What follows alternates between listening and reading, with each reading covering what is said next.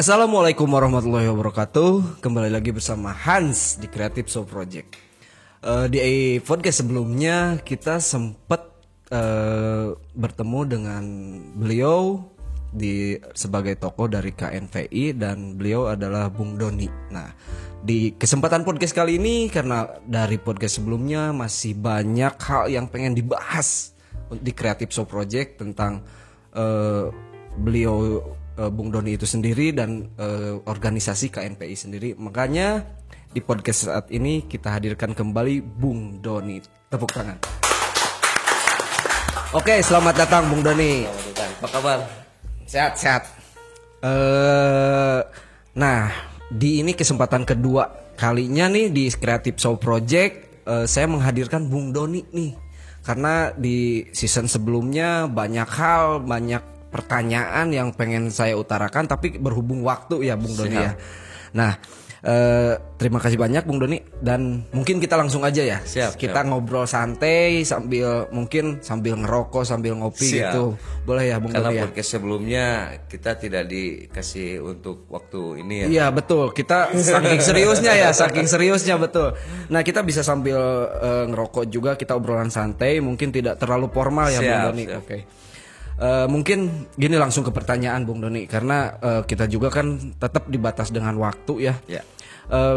Mengenai kelanjutan dari kemarin nih tentang kan KNV ini mengenai tentang sebuah wadah untuk pemuda. Betul. Ya Pak Bung Doni. Nah, apakah di KNPI ini sendiri ada semacam program gitu Bung Doni ya, program-program untuk masa muda atau generasi-generasi muda dari misalkan seninya atau olahraganya atau mungkin semacam training kerja dan lain-lain gitu mungkin Bung Doni. Ini menyambung dari podcast sebelumnya ya. Betul. Bahwasanya KNPI ini tempat berhimpunnya pemuda. Betul. Jadi KNPI ini merupakan rumahnya pemuda. Betul. Yang notabene di dalamnya berbagai macam warna, jenis, atau apapun lah itu bentuknya. Nah, menyambung tadi pertanyaan dari Bung Han, kebetulan di KNPI ini, di DPD KNPI Kota Bandung ini itu ada 135 pengurus. Banyak ya? Ya, karena kita ngambil dari berbagai macam elemen, dari berbagai 122 OKP kan. Ya, ada betul. Tadi satu yang memang kita ada pemuda potensial namanya. Iya. Jadi pemuda potensial juga termasuk ada juga dari kemahasiswaan. Dari organisasi mahasiswa ada juga gitu. Nah, yang memang terhimpun dari organisasi kemahasiswaan. Betul. Ada juga dari organisasi yang memang anak partai. Ada juga. Nah, dari 135 pengurus ini itu kan dibagi beberapa bidang. Betul. Ada dari mulai ketua sampai ke biro-bironya nih. Nah, termasuk saya di bidang kerjasama dan hubungan antar lembaga. Ada juga tadi Humas mungkin ya, bukan? Ada lagi. Oh, ada lagi. Terus tadi ada bidang seni dan budaya. Betul. Ada juga bidang seni dan budaya, termasuk ada bidang UMKM. Nah, dari sekian pengurus ini kan itu ada tupoksi masing-masing nih. Betul. Nah, yang mana pada saat pleno kemarin juga kan setiap bidang itu memunculkan programnya masing-masing. Nah, apa saja yang menjadi program prioritas dari bidang-bidang tersebut. Nah, contoh tadi dari kesenian, atau pariwisata, ada juga bidangnya. Ya, mereka membuat program si bidang ini, program apa saja nih nanti yang akan digarap tahun sekarang dan mendatang gitu. Itu nanti bermunculan program gitu kan. Termasuk tadi dari UMKM-nya, apakah nanti ada pasar seni atau culinary night gitu. Atau dari segi pariwisatanya atau keseniannya ada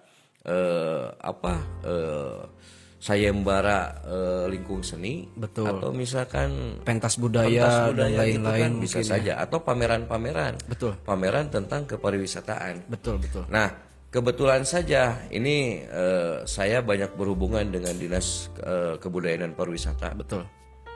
ini menarik juga, nanti bakal ada event perihal BTX ya. BTX. Bandung Travel Exchange. Nah, di mana kan di situ ada berbagai macam perusahaan travel yang memang menjual paketnya kan. Itu bisa saja nanti kita kerjasama. Betul. Dengan Dinas Kebudayaan Pariwisata, bagaimana cara memasarkan travel agent atau paket wisata. Jadikan media promosi. Betul. Gitu ya Pak. Nah, saya kemarin sempat soal juga ke Disbudpar. Ini ada beberapa program yang memang mesti dikerjasamakan. Nah, termasuk nanti ada sisi promosi nih, promosi untuk Kota Bandung. Betul. Ini dari segi pariwisata saja dulu itu sudah berapa banyak PAD yang sudah masuk gitu. Betul, kan? betul. Nah, dan di KNP ini tersendiri kita ada dana hibah juga. Kita untuk tahun sekarang dana hibah itu 3,5 miliar. Wih, luar biasa ya. Menurut Bung Han itu luar biasa. Luar biasa. Tapi menurut saya itu terlalu kecil. Terlalu kecil Pak. Terlalu kecil untuk menggarap 984 ribu anak muda. Oh iya betul Kalau Pak. misalkan ini logikanya saja secara matematik ya. 3,5 M dibagi ke 984 ribu pemuda. Betul. Berapa rupiah yang akan jatuhnya per orangnya gitu. Betul. Nah, tapi kan tidak serta-merta kita membagikan secara nominal. Betul. Kita membuat program dari dana hibah tersebut, kita bikinkan program bagaimana merangkul anak muda supaya menjadi berkreasi atau mendapat ilmu yang bermanfaat. Betul. Supaya Setuju, nanti Pak. Setuju. si anak muda tersebut bisa mengembangkan di wilayahnya sendiri. Betul. Nah, gitulah. Oke. Luar biasa ya, dan banyak hal-hal positif gitu Pak ya, dari program-programnya, dari visi misinya juga. Nah gitu, apakah ada syarat-syarat khusus gitu untuk keanggotaan, misalkan misalkan ada nih yang belum masuk anggota dari pemuda gitu, yang masuk belum jadi anggota dari OKP gitu ya kan? Iya. Apakah ada syarat-syarat khusus untuk masuk menjadi bagian dari OKP itu sendiri gitu Pak? Kalau secara internal di OKP-nya mungkin ada ADART-nya ya sendiri. Contoh misalkan saya di Pemuda Pancasila. Iya. Itu siapapun boleh masuk Pemuda Pancasila. Gitu. Tidak ada syarat khusus mungkin. Dengan catatan itu tadi WNI gitu ya, terus tidak tersangkut ke hukum lah gitu ya. Kriminal mungkin ya. Betul. Dan siapapun boleh masuk gitu kan. Nanti dilihat dulu apakah ini masuknya kader anggota, kader luar atau kader biasa gitu. Betul. Nah, tapi tentunya ya ketika nanti masuk ke KNPI kan itu mesti ada rekomendasi dari OKP tersebut. Iya, betul. Kalau misalkan tidak ada rekomendasi dari OKP tersebut ya berarti ada kader lain yang mumpuni ya gitu. Betul. Misalkan begini. Bung Han misalkan dari OKP, salah satu OKP lah betul. ingin mencalonkan menjadi ketua KNPI. Sah-sah saja. Ketika ada rekomendasi dari OKP tersebut itu boleh.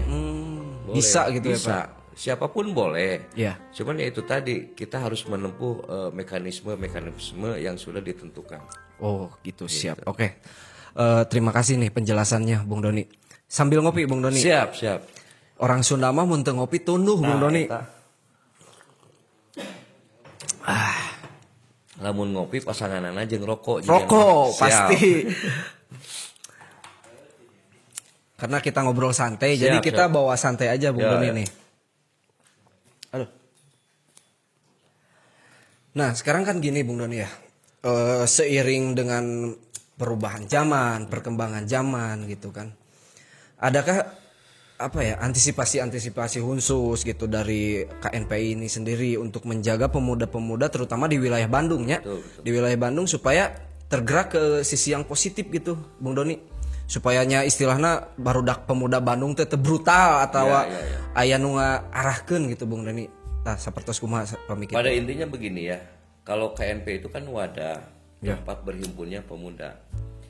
Kita juga tidak serta merta mesti memaksa. Misalkan Kang Han masuklah ke sini, omatnya jangan ini jangan itu. Iya. Kan tidak bisa seperti karena itu hak juga. individual juga. Betul. Ya itu. Nah, tinggal membangun karakternya saja, karakteristik dari pribadi tersebut. Misalkan kita arahkan. Betul. Misalkan dari salah satu wilayah nih, kita hitung dulu berapa banyak pemuda di sini.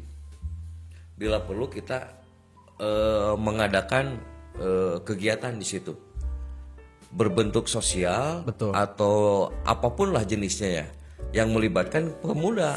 Nah, di situ kita bisa memberikan edukasi. Betul. Nah, kebetulan di KNPI juga ada badan diklat, pendidikan dan pelatihan. Itu siapapun boleh. Oh, ada diklat juga. Ada diklat kepemimpinan, diklat kewirausahaan, UMKM. Ya, itu positif. Itu ada, bisa gitu. Nah, tinggal kita kerjasama saja dengan instansi terkait. Misalkan dengan Kesbangpol atau Dispora. Betul. Itu bisa saja gitu. Betul. Oke, Bung Doni. Gini, karena tadi saya sempat mencerna nih untuk masalah KNPI. Mungkin untuk di kota-kota besar atau misalkan di lingkungan yang sudah terrealisasi dengan KNPI ini sendiri, mungkin udah pada mengenal nih tentang KNPI.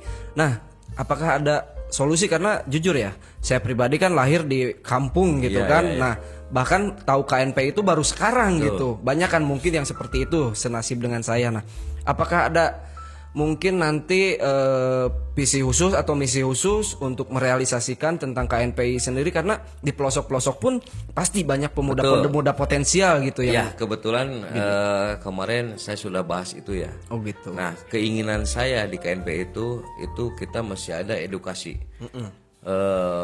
KNPI Road to Campus misalkan. Nah, atau betul. KNPI Programnya Road to, seperti itu gitu. School. Betul. Itu kan bisa memperkenalkan apa itu KNPI. Betul. Bagaimana fungsi dan tugasnya KNPI gitu. Terus outputnya apa nanti? Nah, itu betul. KNPI itu menjadi program kita sebetulnya mah. Karena memang saya sepakat dengan Bung Han. Yang namanya pemuda itu kan identik, kalau sekarang identik itu dengan Karang Taruna. Betul. Nah, sementara yang lahiriahnya mah pemuda itu dinaungi oleh KNPI. Gitu. KNPI. Betul. Ya, karena ya itu tadi, KNPI itu rumahnya pemuda, terus lahirnya oleh pemuda. Dideklarasikan oleh pemuda. Betul. Ini salah satu contoh saja. Pemuda ini sangat berperan bagi Indonesia. Betul, sangat berperan. Dulu contoh misalkan begini, Indonesia merdeka itu tanpa pemuda tidak akan merdeka. Betul.